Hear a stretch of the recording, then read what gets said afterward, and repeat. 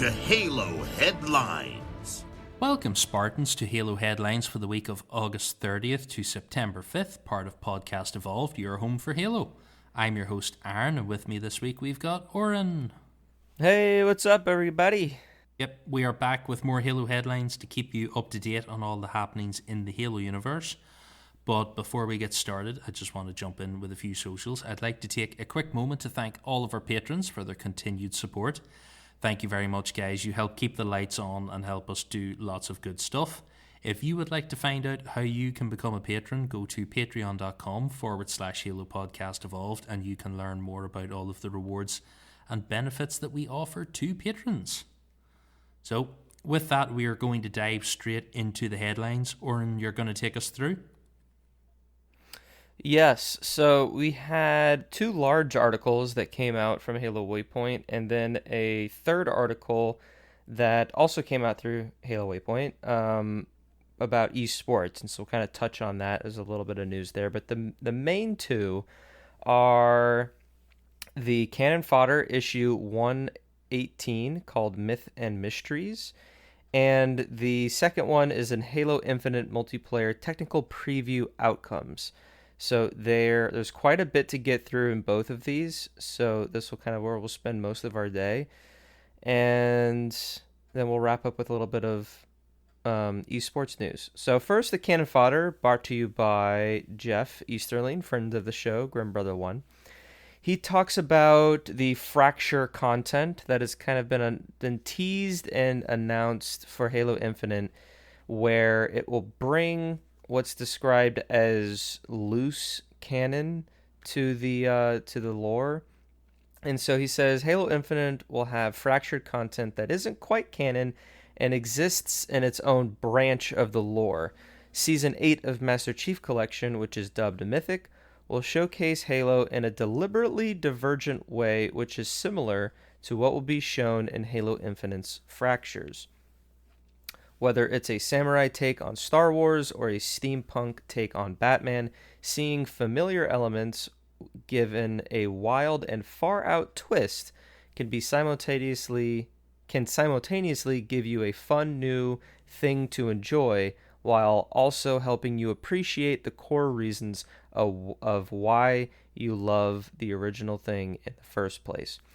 So this Cannon Fodder showcases 3 kind of base armor cores, as I'll call it, since I don't know if there are armor cores, because we're not really sure how armor cores work in Halo Infinite, but you have your armor set, and then you have like variants of that set. And these are new armors for Halo 3 that are fully customizable: legs, chest, and shoulder pads. And you have the Belos, the Blackguard, and the Dringer. And each one of these have 4 or 5 different kind of variants. There's pictures, and the kind of philosophy behind these armors are very like Greek and mythological, as well as like what's it called? Like knights, like medieval knights. Yeah, one seems to be kind like of where I was going with. One's like Norse mythology, one seems to be like European knights, and then the other one is like Greek sort of like mythology would be the best way. So it's kind of like I got a lot of like Assassin's Creed vibe from a lot of these, whether it's from the kind of earlier games or Odyssey or what's the new one, or Valhalla. So I like them. I mean, there's a little bit of a debate going on. I mean, they've been adding content to Halo 3 for a while now, like with the Halo Online armors. I much prefer these over the Halo Online armors, and it's kind of weird that like they kind of pigeonholed those into the lore somehow, but then these are like fractured content, so they're kind of sort of different in that regard. But like Jeff says with his Star Wars and Batman analogy, like this is an interesting way to take the Halo IP that has predominantly just been your Space Marine and throw a interesting, weird, different coat of paint that still fits within the mold. It's like this fun little mashup that they do. So, Halo Infinite will have, I think, like the Shinobi armor effect or armoring or whatever, part of the first multiplayer battle pass. And so this is just, I guess, an MCC variant of that. So there's pictures and everything. Aaron, have you taken a peek of these images and what these armors are looking like? I mean, more things are popping up because the Season 8 flighting is going on right now for the Insider program. But yeah, what are your kind of takeaways? What are your thoughts and impressions of these fractured armors? I like this stuff a lot.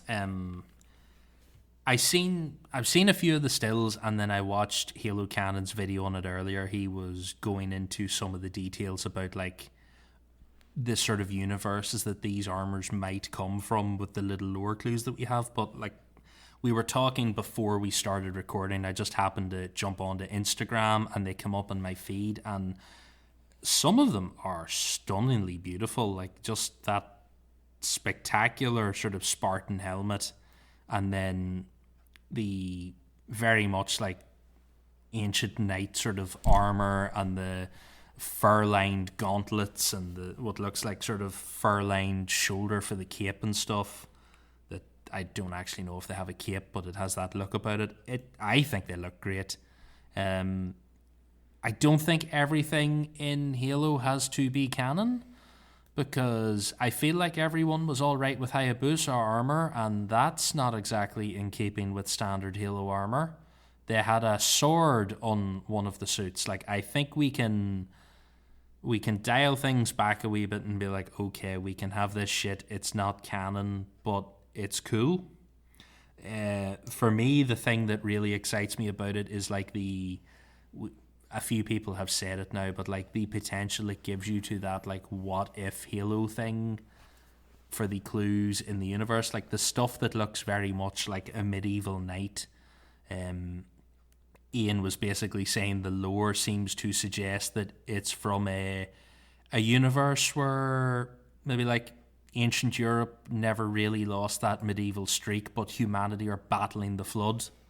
So you have that like ancient plague doctor look and style to the armor, and these knights in heavily armored gear who are potentially out there in the universe fighting the flood. And I think it's the more like mythical Greek looking creature armor potentially is from a universe where humanity joined the Covenant. I love the idea of this shit, like just like having a glimpse into a universe where humanity signed up to the Covenant and they played to their strengths. Like if you're going with like the Banshees and Phantoms, you make armor kind of similar to that and go with that role of Spartans in the Covenant laying down the law to the other races. So I think it's great. Like, I have no issue with it. As people said, you can turn them off, but I think fuck it, roll with it. Like, if they're gonna do stuff like this and other weird things, I am totally there for it. Like, if you turn around in 6 months' time and they're giving us like the Doom armor for Infinite, like, I'm all right with that. Or a Gears inspired suit of armor or whatever, because they've put Halo characters in Gears, so there's potential to do like a lot of interesting things, and I don't see any downside to it. They're not having to find a way to explain these in the lore and justify them, and that's okay. Yeah, a good example of how I kind of got into this was that when I think it's for this season or the season prior to what's going on, I think season 6, where it followed or where it brought the Fireteam Raven ODSTs into Halo 3. I was like, I don't know why I would want to put that armor on, because like, I want to be a Spartan, not an ODST. But as I unlocked that armor in the season pass and I started like matching it with other armor within the Spartan customization, I was like, you know what, this actually is pretty cool, with like the patches and the kind of more like bodyguard type of pieces, as opposed to just like power suit armor. And yeah, it kind of gave me just like a fresh take of what my avatar could look like.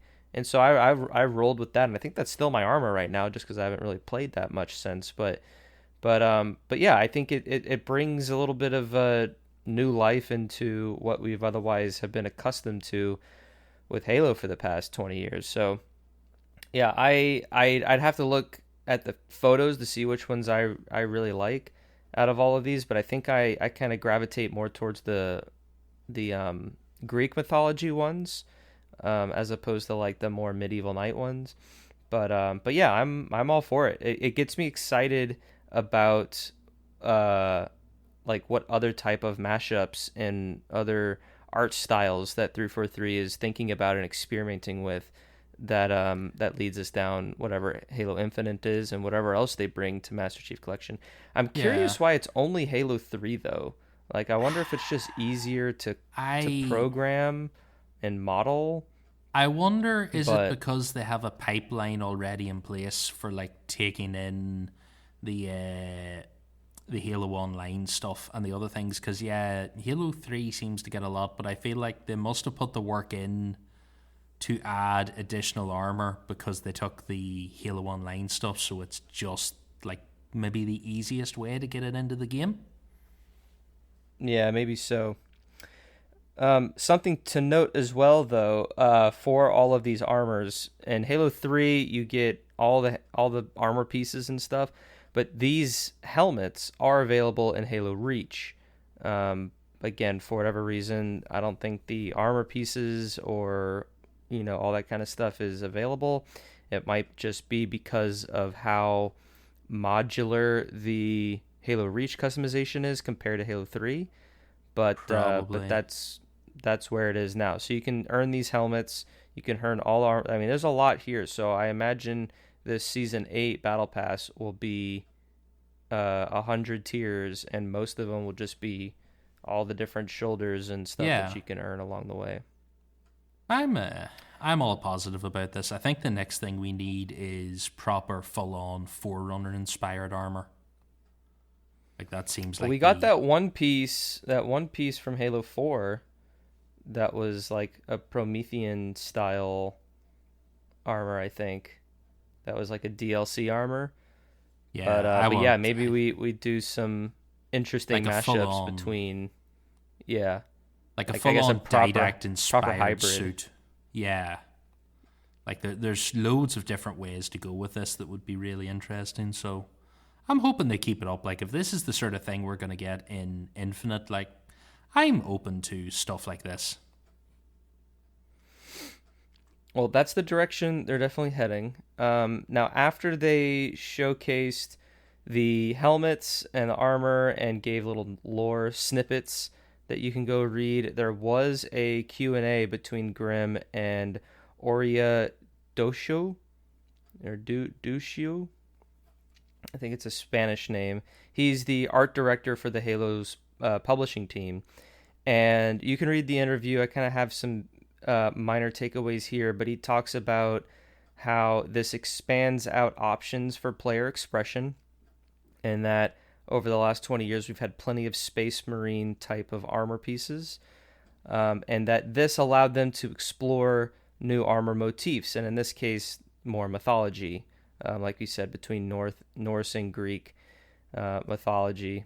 They were very much thinking about what's the juxtaposition between Greek mythology and just general science fiction.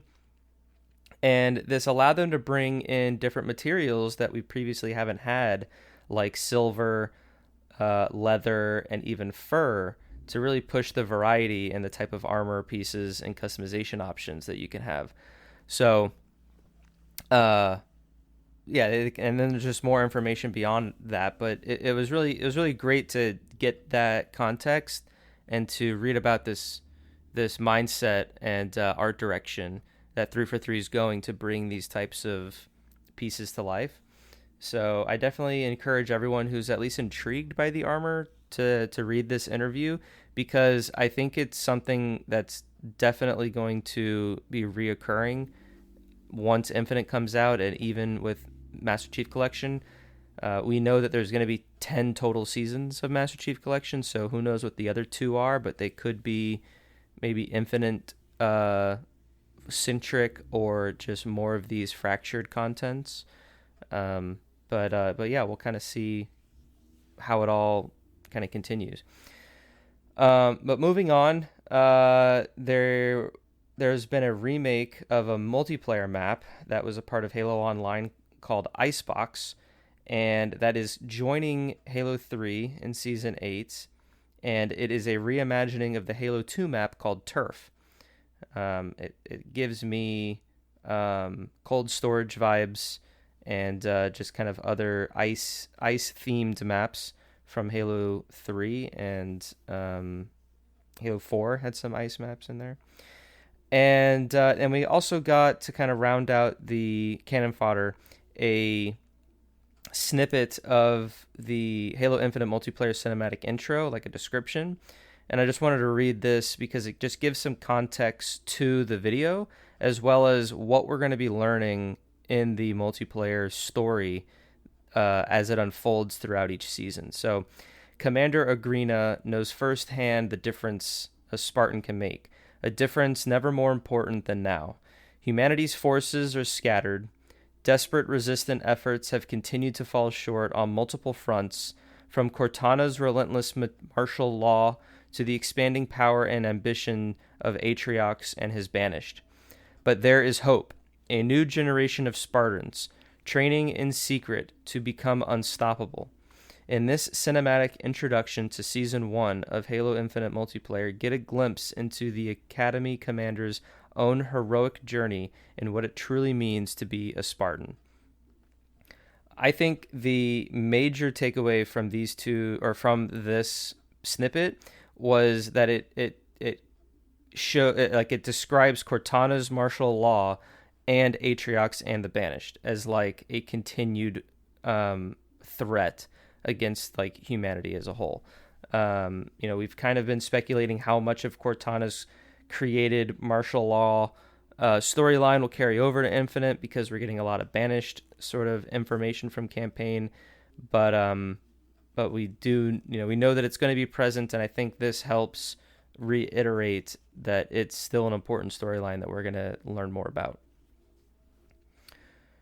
So, all right, that's kind of the cannon fodder. This one, I'm going to try to wrap this up a little quickly, but there was the Halo Infinite multiplayer technical preview outcomes, and it's almost as long as an Inside Infinite blog, not quite, but almost. And it's really interesting because it gives you the context of what was liked and what was not necessarily not liked, but just needed feedback and improvement on from the technical preview we got at the end of July. I also think it's important to note that the preview happened at the end of July. The beginning of August, they took down, they went through all the feedback. And then now at the end of August, beginning of September, or, the blog post came out at the end of August, even though we're recording this in the beginning of September, that now they're addressing the feedback. They're telling us what they have already done, what is in the pipeline. And I think that kind of gives us players context to their workflow and how they're going to be taking information before it's finally implemented. Because we do know there's another flight around the corner. We do know the game's going to come out in December. So we'll kind of get to this a little later on. But with that in mind, that they have all this time to prepare for the preview, it's out, it's there for a weekend, we get feedback, they implement feedback, and then they tell us, the learnings. That's about a month and a half turnaround time to get from point A to point B. So I think that's good perspective to have for future flights that we have throughout Infinite's lifestyle or lifespan, and the upcoming one that's presumably around the corner. So they broke this down in different sections. Aaron, I might just reach out to you if you have any opinions on some of the things. But we started with accessibility, where there's been positive reaction to the friend and foe outlines, positive reactions to controller and mouse and keyboard remapping settings. There's some feedback over like an auto sprint toggle, since you have to hold down the sprint button to continue to sprint. and additional feedback to alter colors and damage systems, as well as like the marking system, because there was some accessibility options to change color in terms of outlines and stuff like that. But the community just expressed more. Aaron, did you ever play around with some of those accessibility features and change your color of your Spartans and stuff like that? Yeah, I did. I played about with the friend or foe outlines and that, and tweaked them about. I think a few more colors would be cool. What's there is pretty good, and I feel like I settled on colors that worked for me, because when I first loaded in, I struggled a lot with telling who was who, but it sort of didn't help that the enemies all look the same and were one color, and I felt like I had a bit of bother like getting through all that. But I did play about with that.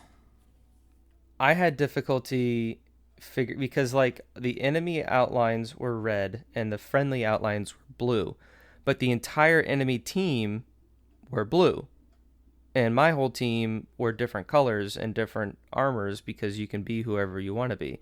So I was having a hard time discerning friendlies and enemies because of the blue. So I ended up changing the enemies to yellow, because it also mimicked kind of the shield popping color. So I think it would be great if I could keep the outlines red, because that's what I kind of go to, is red is the enemy, because knowing when I go against human players that their color schemes and stuff are always going to be different, and not just the standard 4 blue Spartans that the bots have. And then if the damage is able to be yellow, then to me that just gives me better feedback as a player as I'm doing damage to their shields, because their shields their shields aren't red or purple or green, their shields are yellow, and that's what it's been for so long. So I agree with the feedback that was given. General audio, the menu music, and the multiplayer music with this kind of post-rock vibe were very positive, and sort of the reactions. I agree as well. I'm actually a big fan of post-rock music, so I was really loving the soundtrack that we were listening to.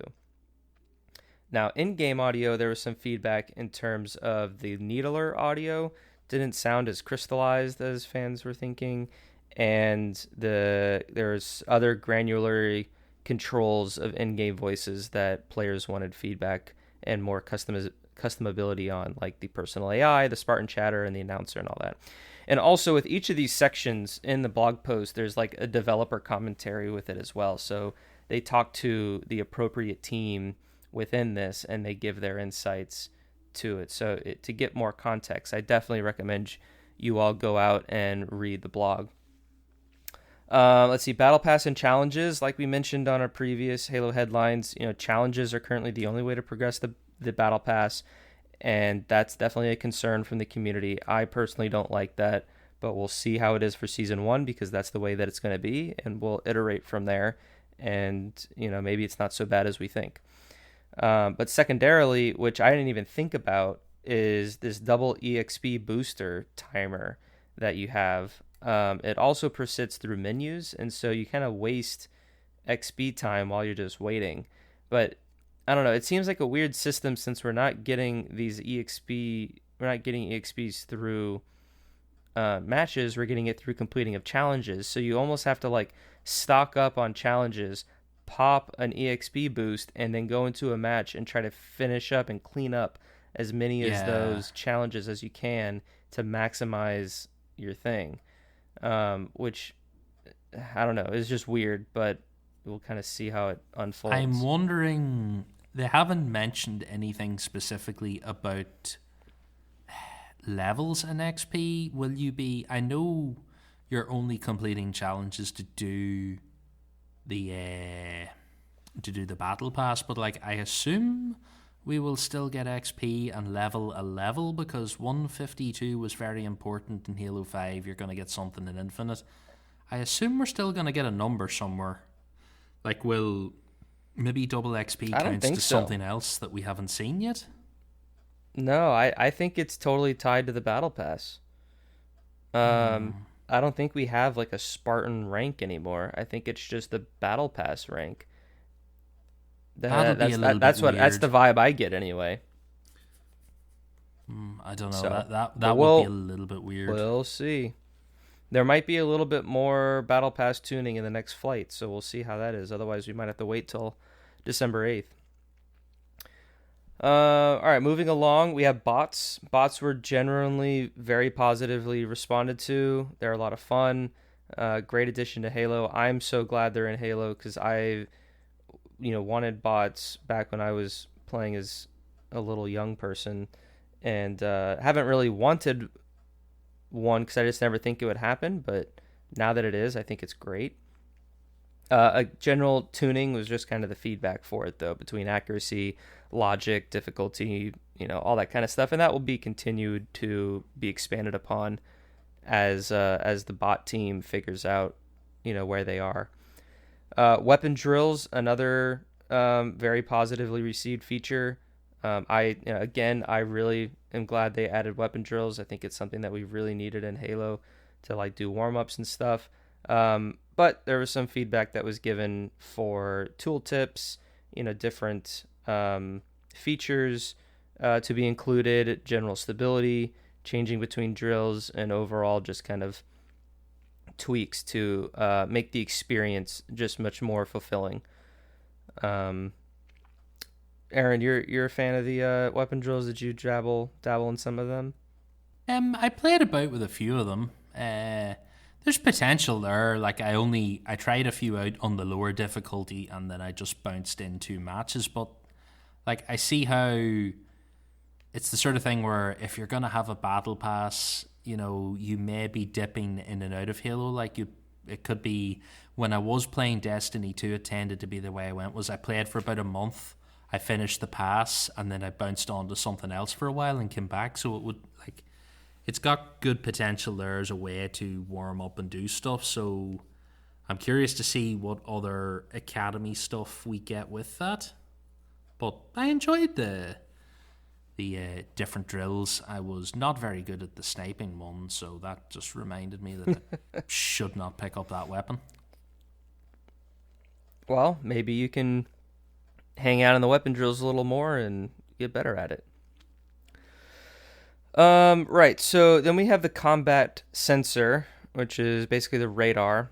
They changed it from past Halo games where only sprinting and shooting appeared on the radar, not all movement, which is something that's been played around with the competitive settings in Halo 5 and other Halo games. So it kind of got mixed reception, and other feedback include height indicators and stuff like that. So we'll kind of see how the combat sensor evolves over time. The personal AI feature was very positively received. People liked the personalities. I forget which one I had, but I really liked mine. I think it was the triangle or the pyramid.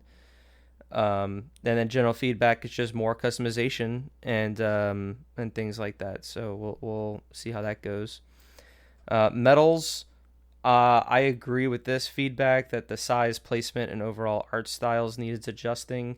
I got a Killing Frenzy and the icon was purple, and I was like, are you kidding? How is it? Why is it purple? It's been green for years.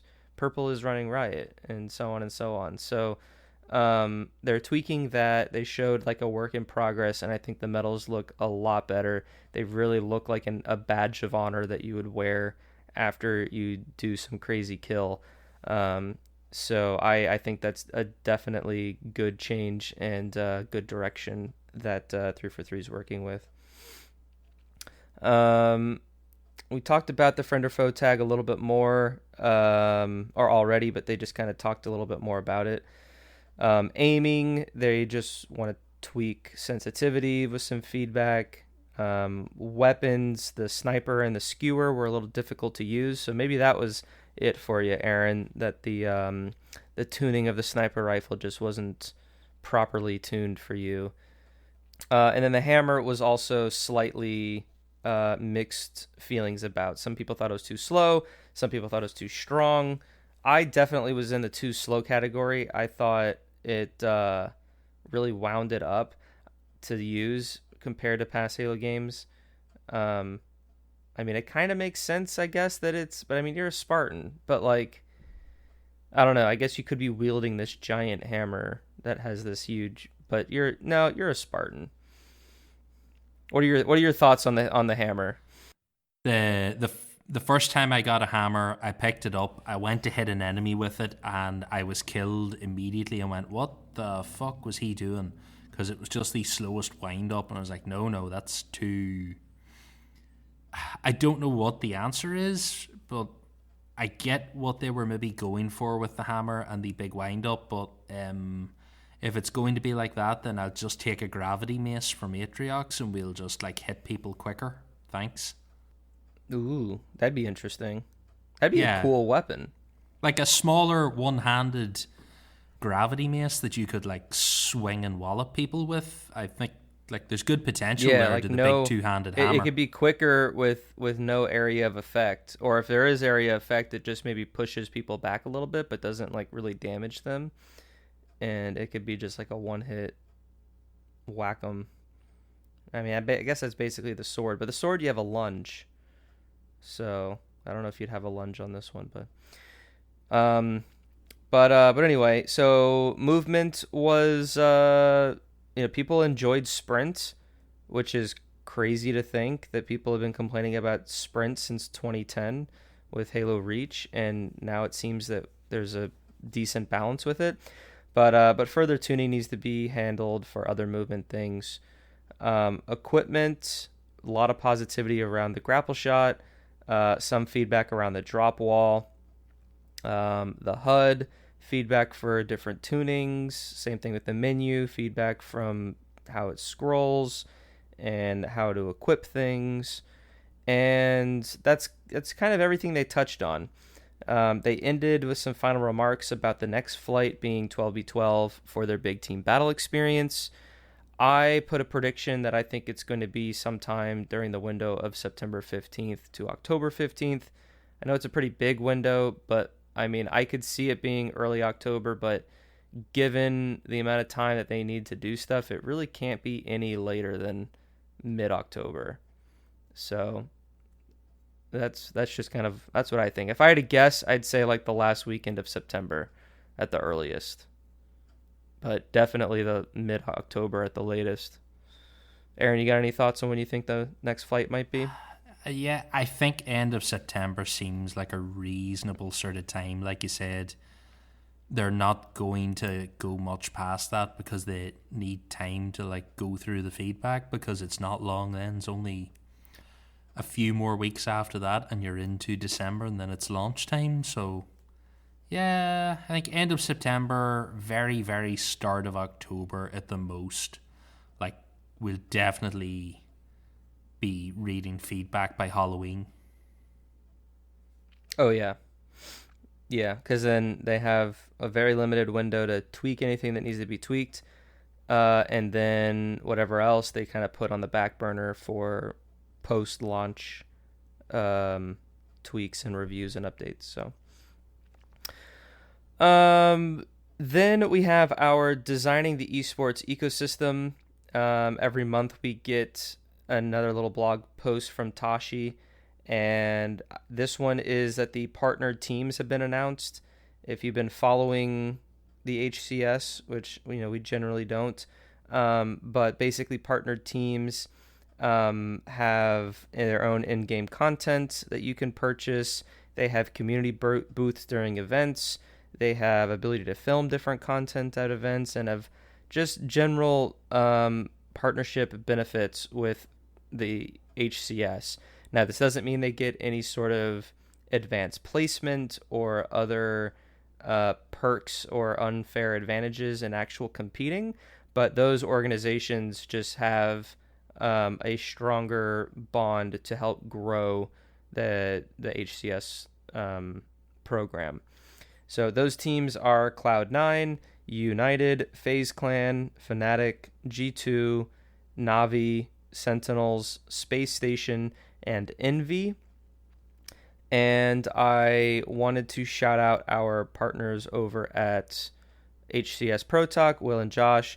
They dive so much deeper into this blog post. So if you are interested in what partner teams are and what this all means for esports, talked, go check out their latest episode where they talk about it. A lot of HCS news have been coming out recently, so they're definitely busy over there. And like I mentioned at the top of the show, or actually I didn't mention it at the top of the show, I mentioned it on our other show, but they are celebrating their 200th episode very soon. So definitely take a listen to that, as they have very special things planned for their listeners. So take a listen. But outside of that, that was the headlines. I know this is a bit longer than our usual headlines, but they had just 2 monster blog posts that I felt like we needed to get through because they have implications on what's going on in Halo going forward. So if that's all, do you have any final thoughts and reactions, Aaron, before you sign us off? No, I'm pretty good with it. I think I've said most of what I need to. I'm looking forward to hopefully the next flight kind of soonish, and esports doesn't hold a lot for me, sorry. That's pretty much it. I've got most of it out of my system, I think. Very good. Well, take us home. All right, guys. Thank you very much for joining us for Halo Headlines once again. If you enjoyed this episode and you were unaware we are Podcast Evolved, you can go and check out the website at halopodcastevolved.com. It features a library of all our shows. We have the main Podcast Evolved, Mission Debrief, the Halo Book Club, and Builds with Blocks. Also go and listen to our partners, as we said earlier, Josh and Will over at HCS Pro Talk, for all your competitive Halo news. Like we said before, they go into it much deeper, and they have just a much better base of knowledge when it comes to the inner workings of Halo esports and esports in general. And they are going to be celebrating their 200th episode soon, next week, and they're going to be doing something special for that. So fans of Halo esports, it's something for you to look out for. Once again, special shout out to all of our patrons. Thank you for supporting the show and making everything we do possible. Head over to patreon.com/Halo Podcast Evolved to learn more. And with that, I have been your host, Aaron, and until next time, Evolved. Evolved.